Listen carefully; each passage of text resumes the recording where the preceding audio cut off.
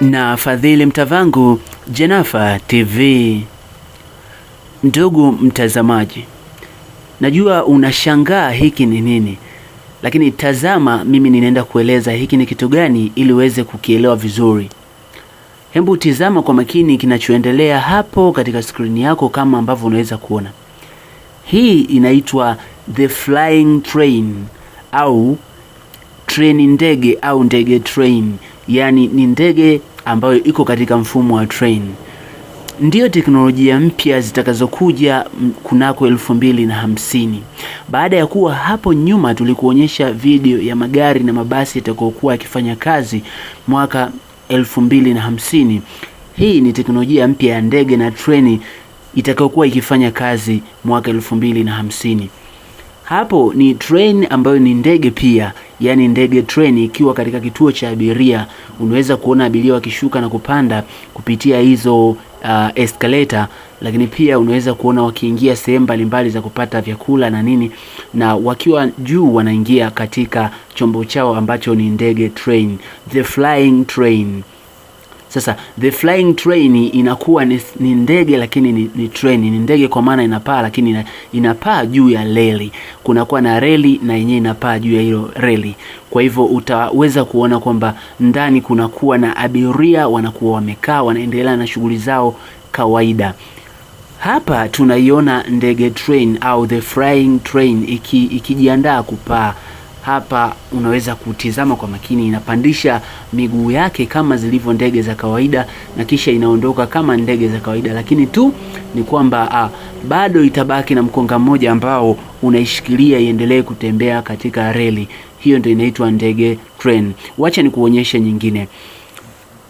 Hii unaweza kuona, hii ndio utaielewa vizuri zaidi kwa maana hii iko katika umbo la ndege. Ndugu mtazamaji, unaweza kuiona ndege hiyo. Hii kwa kuwa imekuwa na umbo la ndege kamili, unaweza kunielewa nilipokuwa nasema ndege train au train ndege. Ni ndege kamili lakini inatembea katika reli. Huo ndio mpango uliofanywa na makampuni makubwa yaliyoko nchini Marekani, makampuni makubwa zaidi kiteknolojia duniani yanayopatikana katika eneo la Silicon Valley nchini Marekani. Unaweza kuona ndege hiyo au ndege train hiyo ikiwa na abiria inavyotembea katika reli kwa spidi kali kabisa. Cheki na hiyo nyingine. Nitakuonyesha za aina nyingi na zipo zingine zitakustaajabisha kabisa kwa jinsi zilivyokaa. Utashangaa ama kwa hakika hapo baadaye. Lakini wacha niendelee kukuambia hiki ni nini na kwa nini. Wakati ukiendelea kuangalia ndege train hizi zikiwa zinashuka kwenye vituo, zinapakia abiria na kushusha, mimi nikuambie hivi, mradi huu umebuniwa au unatarajiwa kutekelezwa kunako mwaka 2050 uwe tayari unafanya kazi katika nchi ya Marekani.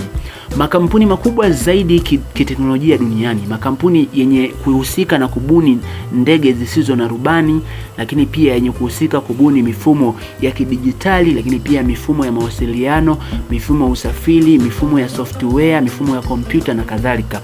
Yani sehemu ya Silicon Valley ndiko yanakotokea katika nchi ya Marekani.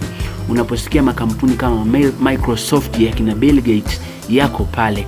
Unaposikia makampuni ya Apple pamoja na makampuni ya Android, Google, nini yako pale. Makampuni yanayotengeneza ndege zisizo na rubani na kila teknolojia unayozifahamu ikiwemo leather, scanning na kila kitu yako pale eneo linaloitwa Silicon Valley nchini Marekani.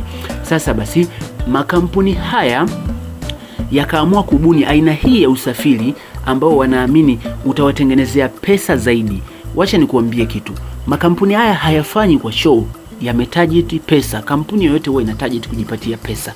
Kwa wanataka wabuni kitu ambacho watu watakipenda, kisha wao wapige pesa ya maana kutoka kwenye hicho kitu.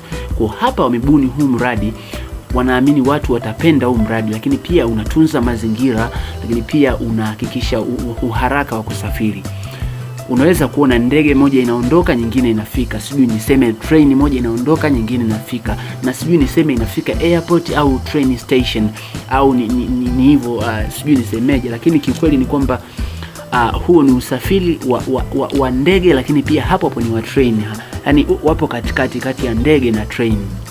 Unaweza kuona. Kwa makampuni haya yamebuni kitu cha maana sana. Twende pamoja niendelee kukueleza mambo mengine kuhusu mradi huu ambao umebuniwa na makampuni hayo, ambayo watu wengine huwa wanadhani hawa jamaa sio wa kawaida.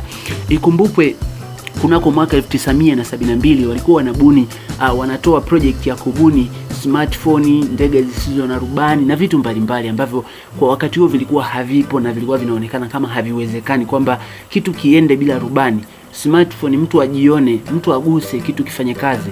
Ilikuwa kama ni kitu hakipo. Hatukuwa na dijitali, tulikuwa na kila kitu manyo, mabata ni ngi. Lakini sasa mambo yamebadilika. Hivyo ndivyo itakavyokuwa 2050 kwa nchi kama Marekani, na specifically kwenye bonde la Silicon Valley. Twende pamoja, nitaendelea kukuonyesha ndege za aina mbalimbali. Angalia hii hapa. Wakati baadaye nitakuonyesha zinazoshangaza zaidi. Zipo zile zinazosafiri mkoa mpaka mkoa, zitakuwa zikipita kwenye mapori, kwenye milima, sehemu za ajabu, lakini njia imetengenezwa vizuri. Ni jamaa walivyofikiria. Sehemu nyingine ni utalii kabisa. Kwa hawa jamaa wamekaa kiupigaji, sio kwa nia mbaya, ila ndio kawaida. Kampuni yote lazima iwe kiupigaji, yani kupiga pesa. Na hata wewe ukianzisha kampuni yako usipokaa kiupigaji, ama kwa hakika lazima utafilisika. Lakini tusiishie hapo, tuone kwa mfano kwa upande wa ndege au kwa upande wa usafiri wa ndege zinazoenda maeneo ambayo ni mbali kidogo. Hii hapa unaweza kuona. Hii sasa ni chombo ambayo inaenda mbali. Angalia inavyokata mapori, milima na mabonde. Wakati ukiendelea kuangalia hapa, ni kukumbushe mwisho wa video usisahau kugonga like chini ya video hapa chini, lakini pia kusubscribe. Neno subscription ni alama nyekundu hapa chini ya video, pia gonga, na kama bado hujasubscribe fanya hivyo, na usisahau kuacha maoni kuhusu usafiri huu na teknolojia hizi za kutoka Silicon Valley nchini Marekani. Wewe unafikiria nini? Unafikiri haya mambo yanawezekana?